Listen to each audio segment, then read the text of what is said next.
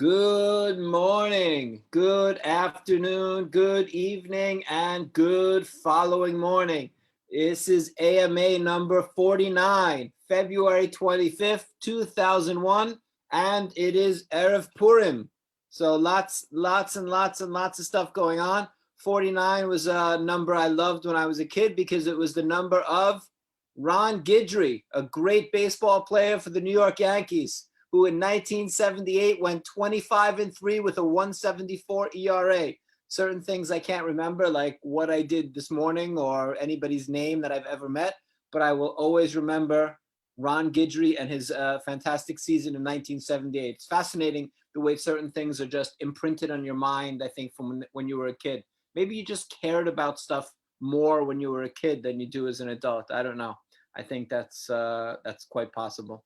So, Purim tonight, big story. First, I just want to get to some Corona. There are some Corona changes in Poland, and I'm always want to be faithful to the original idea of our broadcast of updating on Corona, but which I thought would be a few weeks. And of course, now we are in week 49 of an uninterrupted AMAs, 49 of them. Anyway, the big news: Poland has banned scarves and those sort of visor masks. Now you have to wear an actual mask, which I think is very, very good. That's the big change. People still getting vaccinated in Poland. More of our seniors are getting vaccinated, which is a big deal. So we're happy about that. They're talking about a third wave going on, numbers increasing in Poland, but I'm not sure if that's just a fear or if that's something that's actually happening. So, by the way, I don't know, I'm going to refresh this. I don't actually see any comments, so I'm not sure if there are no comments or I just don't see any comments. So I'm going to try to refresh the screen here and see if that does anything. But anyway, comments or no comments. Is this a question that was asked for me today when I came into work? Is this my Purim costume, the no beard? Well, no, the no beard look is back. I understood that the beard looked terrible, but it was like one of those things, if you're driving down a road and you know you're lost, but you're kind of curious, you should turn around, but you're sort of curious what's at the end of that road, then you keep driving. So that was the beard idea. So I'm happy to be rid of the beard. I never really liked the beard that much, but I was just kind of curious. And I felt like when I shaved, I said, oh, I look like the younger son of the person who was just there before I shaved. But anyway, now I see the comments. Excellent. Marcel Zielinski. Hi, Marcel. Happy Purim from Montreal. Good to see you, Marcel and Marilla. Is Ron Guidry doing the virtual ride for the living? We call it the global challenge now, Benji. Keep up, Benji. Keep up. It's the global challenge. Ride for the living global challenge. And George Steinbrenner. I don't think George is doing it. Maybe Hal might be doing it. Shari. Hey, Shari. Chag Sameach. Shari Gersten. So nice to see you. I miss you, Shari Gersten. So yeah, no more beard, which I'm relieved. I feel good. Plus, it's sunny. The weather is beautiful. Today is like almost 70 degrees, which is shocking. It was insanely cold a week ago. So we're happy about the weather. And also the beard, it was like a wintry thing with the nice weather. I needed to feel, as I obsessively need to do, to feel the sun on my face. So no more beard. Purim. Yesterday, actually Purim is tonight, but yesterday we had we did a sort of what we're doing this year for Purim, which is not the usual wild Bacchanalia JCC Purim party that many of you are used to. This year's Purim celebration, we had to do something clearly safe for everybody, but we thought, how can we gather everybody? So there's a exhibition of like giant light sculptures of Alice in Wonderland. I guess that's the best way to describe it, which is sort of out on the highway almost. So we got tickets for everybody, and we had all our seniors, or we had a lot of seniors and members of the community and Hillel students and people dressed up, and the theme was Alice in Wonderland connected to these light sculptures. And we all met there and were able to spend a little bit of time to time together in our socially distanced time together. Jeffrey Rolat says, time to bring on Michael. Well, thank you, Jeffrey. I appreciate you liking what I have to say. Michael will, don't worry. First of all, it's 7 a.m. for Michael. So we got to give him a little bit of time, and he'll come on when we're ready to have him. You know how it works, Jeffrey. You got to listen to me blab in my self-aggrandizing, narcissistic way for 10 to 15 minutes, and then I bring on the guest that everybody's tuning in for. So hold your horses, Mr. Rolat. Hi, Katka Reshke. Hi, Katka. Katka, I will tell you, I enjoyed you. You posted that little film of you and Noel, like a year, 1 minute, 2 minute film. So I watched it this morning and I really appreciated it. So nice film. Thank you very much. At least I shaved just for you, Jeffrey. I couldn't take the ridicule, Jeffrey. I couldn't take the bullying that was coming from you. So I shaved. Good morning, Saul Schachter from Seacliff, making Hamantaschen today. Oh, good. Oh, good. I will tell you guys also, talking about Purim, that I made Hamantaschen. Okay, Kasha may have helped me a little. No, actually, Kasha made Hamantaschen. But to be honest, I actually helped a lot. And people didn't believe me, but I did. I helped, and I was making the shape. She actually made the dough, but I was helping with, there are a lot of layers and elements to making the Hamantaschen. So I helped Kasha very much for a few hours. We made 400 Hamantaschen. We did Saturday night after Shabbat, and then we did Sunday evening as well. 400 Hamantaschen we made, which was a lot of fun. Sue Ellen, how many people signed up for the Global Challenge by the time we trekked from Birkenau to JC Krakow? Hi, good morning, Sue Ellen. I think you are still, I'm guessing you're still in Denver. So greetings to you, Sue Ellen. Hi, Ellen Bachner Greenberg from Westchester. Hi, Ellen. Sue Ellen, how many signed up for the Global Challenge? So good question. Seb will let me know that one. I think that we are something like between maybe around 1,100 individuals, 6 or so JCCs, a few Polish schools. I think that's where we are. So we're looking at some, we're already really at the number that we were last year, and we're 4 months before the Global Challenge. So that's exciting. Oh, Rabbi Creditor, can I airlift Hamantaschen to New York? It can be done. I will put myself in the package and I will send myself to New York, since I miss New York very, very much. I listened to you today. I can't tell you, Menachem, how pleasant it is. I hear your voice. I love it. The whole office is used to it every day at 3 o'clock our time. Na na na na na na na na na na na na. Everybody knows it. I'm listening along with everyone else. So thank you for doing that every day, Rabbi Creditor. Jerzy Wojcik, looking forward to this episode. Thank you very much. Happy Purim. Happy Purim to you. One other thing besides making Hamantaschen, I once again made pizza.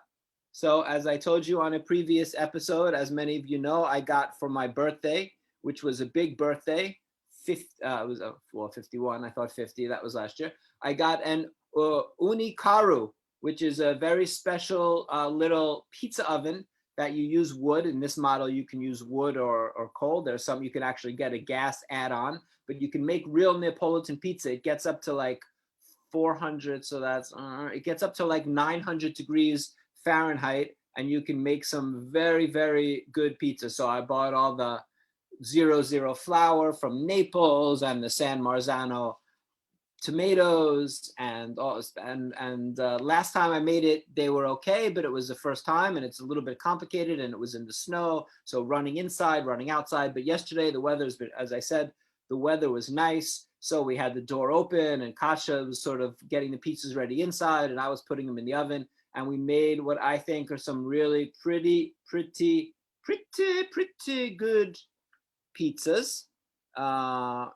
So we will, I'm happy to make anybody who comes visit once people start traveling. I will make pizza for whomever would like to have pizza from my special new pizza oven. Sebastian stopped by and kept his distance, but we hooked Sebastian and Barua up with pizza to take away. And the word from Sebastian and Barua was that it was a good pizza. Sebastian was absolutely enjoying my pizza. There are a couple questions I see that I have here.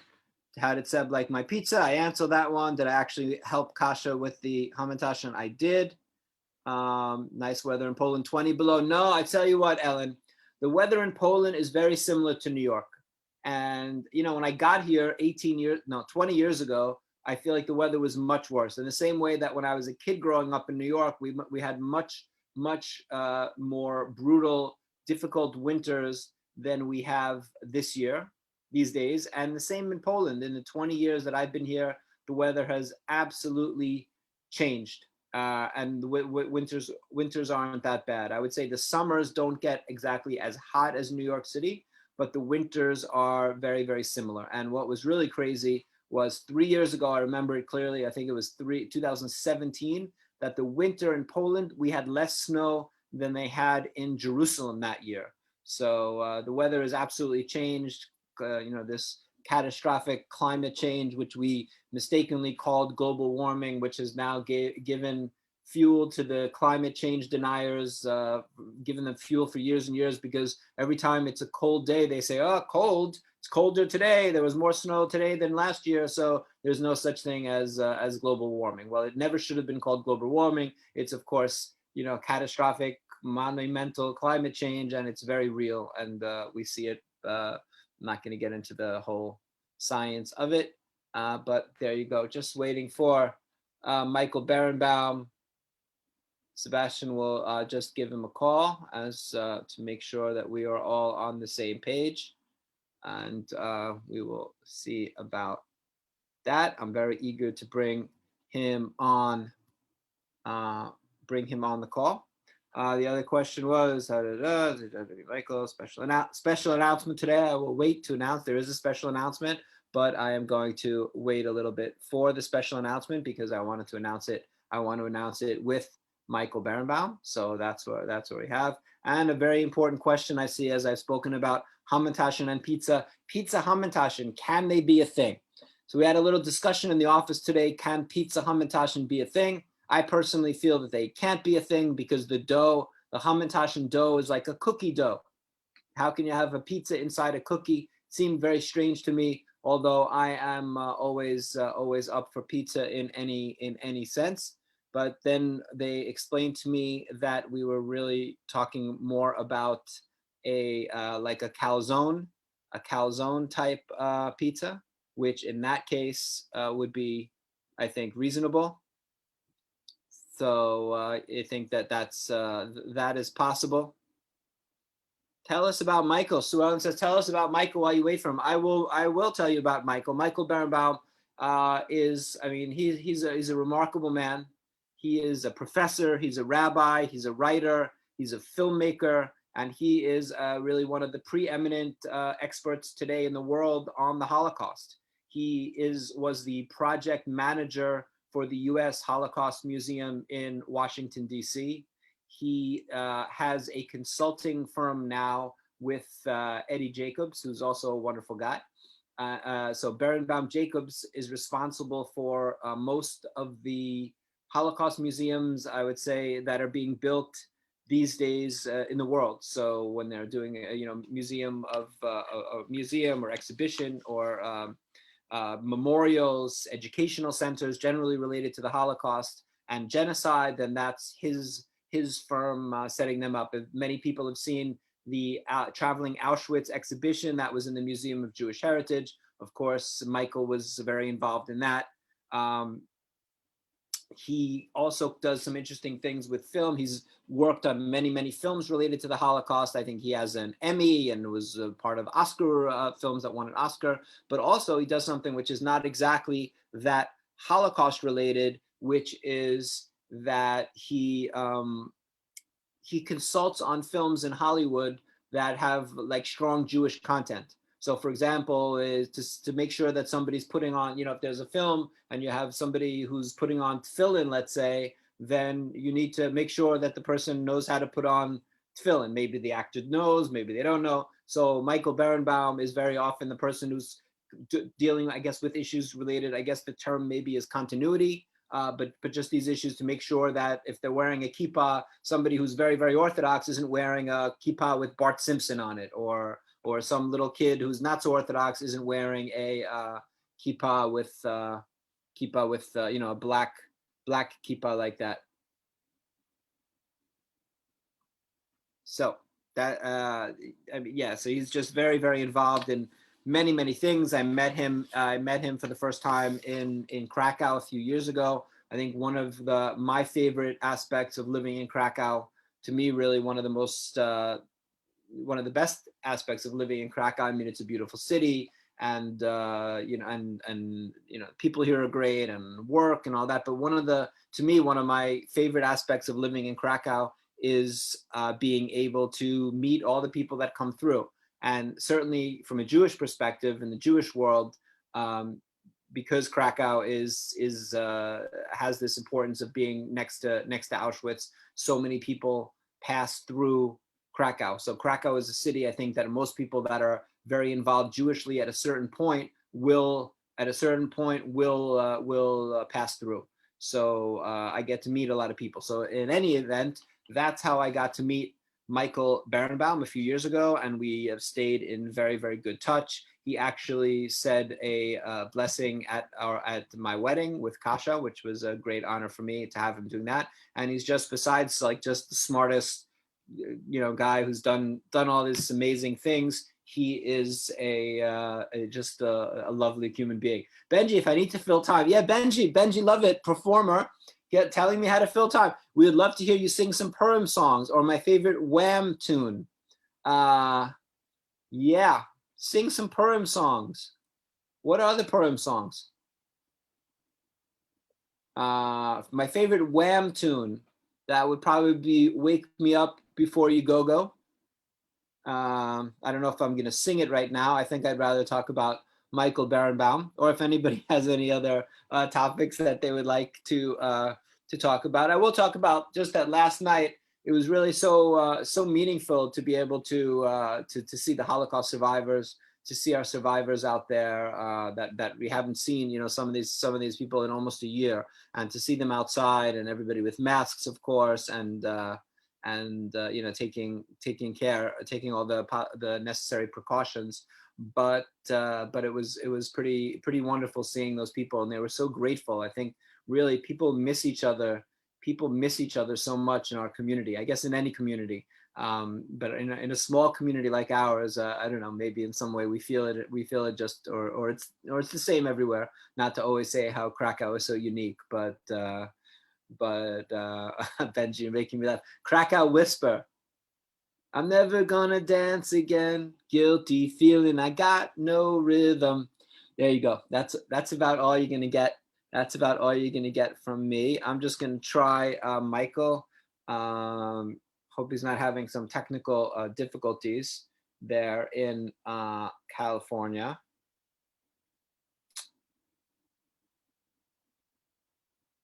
Careless Whisper is a good song, though, I have to say. And, if we're talking about Wham, I would really talk about, I would say that the best, what was the song Freedom? Was when videos came out, that was like my favorite video, I would have to say, really, of all time. Maybe just because as a teenager, having all those supermodels in the video was something really, really special. Well, I think what I am going to do is this. I am going to make our announcement. What I was waiting to announce with Michael. I'm very sorry that Michael is, I guess, having some technical difficulties. So I'm going to make the announcement. The announcement is this.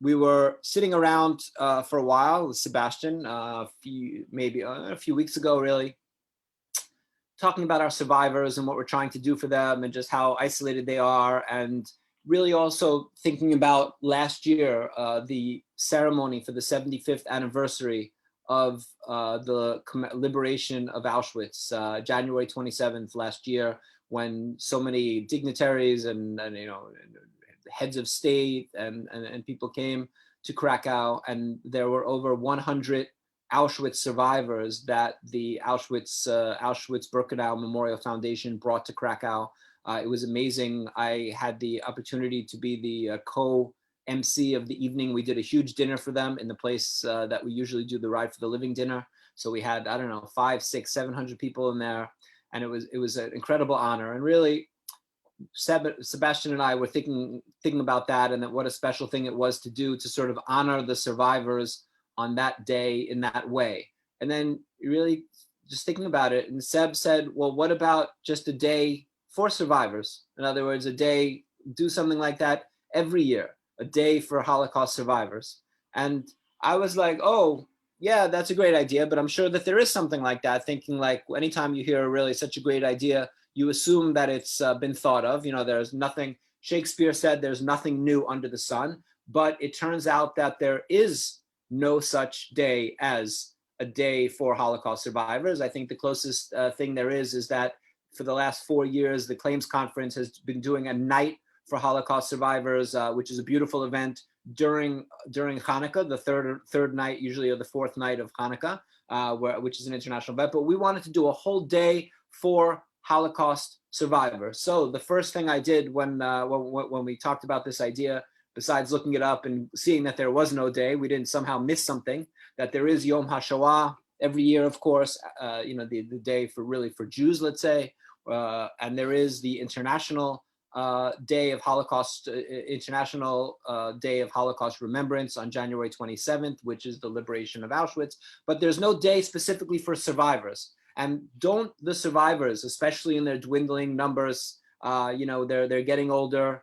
They won't be with us forever, unfortunately. And they've given us so much and continue to give us so much and really represent the best in all of us. They rebuilt their lives after the war. Some of them children, some of them remember the war, some not even remembering the war, being orphans, remembering a little bit of the war. Like Marcel, who's watching, who remembers really a lot, who was liberated from Auschwitz at age 10. But think how much we as the Jewish people benefit from having the survivors, from having had and having the survivors among us. Think of this idea that no matter what happens to you, no matter what terrible thing has happened to you, and what happened to them, we can't imagine anything more terrible than what happened to the survivors. Think about the idea of going through that and then picking up and rebuilding your life and having a family and having the optimism and the hope to bring children into the world, and not thinking that this world is such a terrible place that you shouldn't bring people into it. Think of the optimism involved, and I think it really symbolizes all that's best in the Jewish people and all that's best really in humanity. And what a wonderful idea to do something, a day that not only, not that Yom HaShoah and January 27th honor the survivors, but in some way the survivors have to share that day with all the talk about the Holocaust, and should the Allies have bombed the tracks at Auschwitz, and talk about how evil, how can evil grow the way it did, and the Nazis and what the world did and didn't do and all of this. But what about a day just to celebrate and to honor and to learn about the survivors, and to create educational programs with the survivors, and make them feel as honored as we can. And maybe also on a day like this, on a Holocaust Survivor Day, maybe a day like this, we could also help around the world to raise money for survivors. I mean, there's so much being done already by different organizations. Absolutely, the Claims Conference, UJA in New York, all different federations, self-help, all these important organizations doing so much. But there are survivors still. Still these organizations are doing what they can and doing so much, but they're not there. The job isn't done. There are survivors, and the number is up to 100,000 survivors that are living in need today. And maybe this day of focusing attention on the Holocaust survivors and celebrating their lives, maybe a day like this day could also help raise money and make sure that the survivors are able to live the rest of their lives in safety and in comfort. So these are really the ideas. Michael said, great idea, and he was on board. We decided to write an op-ed, which today is coming out in the Forward. I think it's not out yet. We keep hitting refresh on the Forward website, but that op-ed called A Day of Their Own, Holocaust Survivor Day should be published today in the Forward. We had to choose a day. So what day did we choose? We were so moved by Marian Tursky's very powerful speech last year on January 27th, where he really spoke, that said things talking about the idea that the Auschwitz didn't fall from the sky, that it had to do with people not standing up and doing something, and not the idea of not being a bystander, the 11th commandment, don't be a bystander. And it was such a powerful speech that sort of really resonated. I don't think a day or a few days go by that we don't speak about that. And Marian Tursky is a living treasure. He's 94 years old. He is really a moral conscience, the voice in many ways, the moral conscience of Poland's Jewish community. So we thought that we would do it on his birthday, which is June 26th. Marian said, okay, but Marian had one caveat. Marian said, we can use his birthday as a day, but we're not allowed to make it Marian Tursky Day. So we said, okay, that's fine. Marian is very humble and he really doesn't want to draw attention to himself, but he said that we can do that if it would help to draw attention to the survivors and help the cause of the survivors today in the world. So we got Marian's permission. We created this day. We put up a website, which I think is live now. I'm going to see if Sebastian can go and share it from his screen, which is holocaustsurvivorday.com. Going to take a look at that. If you see, there's a really powerful logo, I think a beautiful logo that we designed on the left, with again, to the idea of taking care of a survivor. If you take a close look, you can scroll back up for a second, Sebastian. We actually use the number of somebody who's very, very close to us and very important to us for our Krakow Jewish community, who is Marcel Zielinski. That's the number on the arm there you see in the logo for Holocaust Survivor Day. Those are actually two survivors from our community, Pani Freja and Pani Pola, who were friends together in the orphanage after the war here in Krakow, and they remained friends 75 years later. So this is our website, holocaustsurvivorday.com. Seb will scroll down. It talks a little bit about why June 26th, which I explained to you. There's a photo of Marian Tursky. It's looking good there, and that's him making his speech last year. Let's see, you can sign up for your organization. If you have your organization is interested in signing up, you can sign up. So far, we've had tremendous interest in Holocaust Survivor Day. As an individual, you can sign up, and we'll put you on a mailing list, and we'll let you know about it. We've created, I think, a very strong international advisory committee with, a lot of people that are very involved and active and leaders in Holocaust memory and in the Jewish world. Colette Avital, who is in charge of, there are 58 organizations in Israel that are responsible for Holocaust survivors, 58 separate organizations. She is in charge of the umbrella organization for all of these 58 Holocaust survivor organizations. She's involved. Ellen Greenberg, who co-founded a 2G organization in New York. A lot of people, Beth Keane, who's the CEO of the Holocaust Museum in LA, BKG, who's set at the core exhibition at the Polin Museum, Josh Spinner, who from the Lauder Foundation. So really a bunch of wonderful leaders from across the world, and we'll be adding names to that. This has all just happened. We've all done this pretty quickly. We threw up the website in only a few days, and this is our idea. We are so excited about it. We really feel that the Holocaust survivors deserve their own day. If anyone deserves a day, the Holocaust survivors among us deserve a day. We understand that this day, the year will be the day will be virtual. We will, I'm sure, create, and we're just starting to talk about that now. We'll meet as a committee and our growing committee, and we will think about what we want to do on that day. But we're sure of a few things. One, we want to honor the survivors. We want to honor them and what they've given us and what they continue to give us. We want to use that day to educate people about the survivors. This lessons of their lessons of the lesson from them to me, which is a lesson of hope, a lesson of resilience, a lesson of strength, a lesson of not letting what happened to you, keep you down, and always looking forward, which I think is really the essence of the Jewish people. And we want it to be a day of support that people can, if possible, will be able to do even more than is already being done and support are are Holocaust survivors all around the world. Again, this isn't something that we want to be only in Krakow or only in Poland. We want Holocaust Survivor Day to be something celebrated across the world, and something to benefit, to benefit Holocaust survivors, two, to benefit the Jewish people, and three, really to benefit humanity. We think that the survivors are a treasure, an international treasure, not only of the Jewish people, but really a treasure of humanity. And the idea that people that have survived so much, survived what they have, and are able to continue to teach us what they do, is something that absolutely I deserves celebration. We couldn't be prouder of this initiative. We are so excited about it. We already know that we will be celebrating. It's during June. It's during our global challenge, and we will celebrate that here on the ground in a very special way, that we'll talk about as things develop. And just we're so pleased with all the positive feedback, and for everybody watching.